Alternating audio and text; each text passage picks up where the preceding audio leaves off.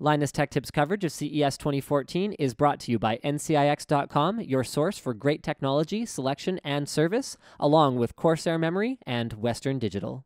Welcome to the Samsung booth, folks. We're here with the crown jewel of their display here at CES, which happens to also be a display. This is a 21:9 UHD TV. It is 105 inches diagonally, making it the largest and the most curved LCD display available. Now, when I say available, I mean available only to people at Samsung, where they might have a handful of them for trade shows just like this, because we don't have any confirmation in terms of exactly when it's coming. Maybe sometime later this year, but details are still kind of sketchy. They just wanted to show it off because, hey, they can make this thing, which is absolutely amazing. Now, it's not a 4K UHD display. Instead, it actually has more than 5,000 pixels horizontally, which means that because these standards are not 100% ratified, someone buying this TV, just like someone buying, an HDMI 1.4 TV last year, with the update to HDMI 2.0 coming right away, might feel kind of insecure. Is it okay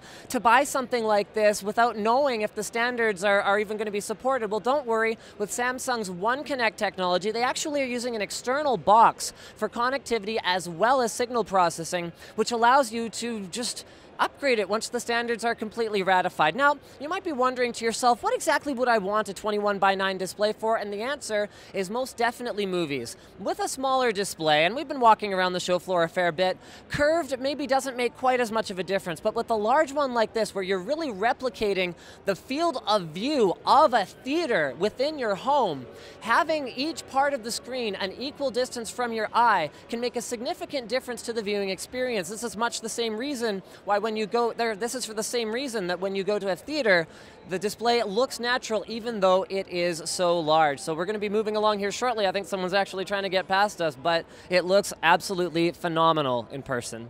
Next up, we're here with the Galaxy Note Pro. This is the 12.2-inch version, but it's also available in 8.4 and 10.1-inch versions. This one's got a quad-core processor. It's got 3 gigs of RAM. Of course, it's a Note series, so it's going to be pretty darn high-end. It's got a nice slim form factor. It's actually not too heavy, although it's hard to gauge with this security device on the back.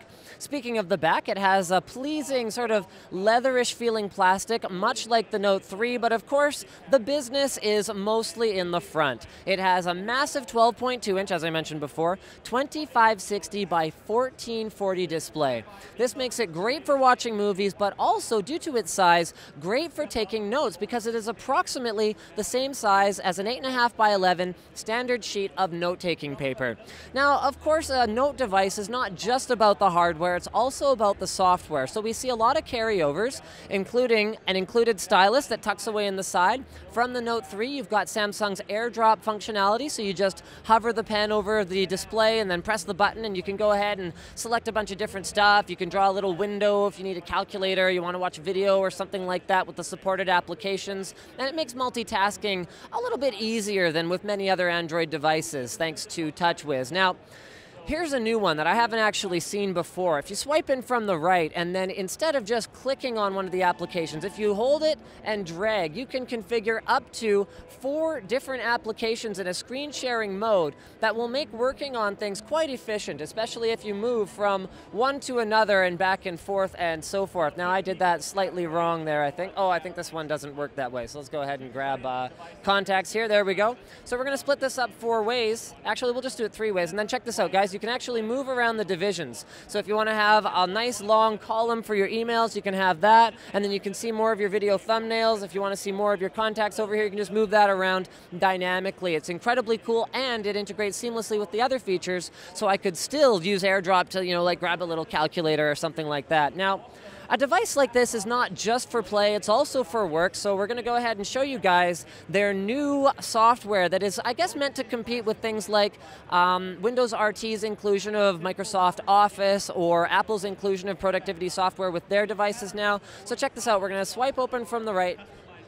Hold on. Come in from the right here. And this is HandCom. So you've got Cell, Show, and Word, which are, of course, going to be spreadsheets, presentations, and then typing. So we're going to go ahead and open one of these bad boys. Check that out. They are claiming it's 90% compatible with Microsoft Word, so unless you're using some of the more obscure features, things will open up correctly, even if you're saving them and then opening them back and forth between devices. And because of the size, okay, that's a normal keyboard. This is pretty cool, guys. I'm going to go ahead and I'm going to close a bunch of other things, and we're going to open up the Handcom Word, so H Word, in full screen. Maximize that. And check this out. You've got almost about the size of a laptop keyboard on here. It's not super easy to type on. I made quite a few mistakes at the beginning, but with a little bit of practice, it would definitely be faster than trying to type with just 2 thumbs. So you kind of go, okay, Linus, that's great. There's a lot of productivity stuff here. That sounds fantastic, but what if I can't take this thing to work because my office doesn't allow people to bring their own devices? Don't worry, it is fully Samsung Knox compliant, so you've got all the encryption features that you need if you need to access VPNs offsite or whatever else the case may be. So it's definitely meant to be both entertainment and productivity. Thanks for checking out our coverage of the Samsung booth here at CES 2014. Don't forget, our trip to the show is powered by NCIX.com as well as Corsair and Western Digital. A huge thanks to those guys, because without them, we would not have been able to be here.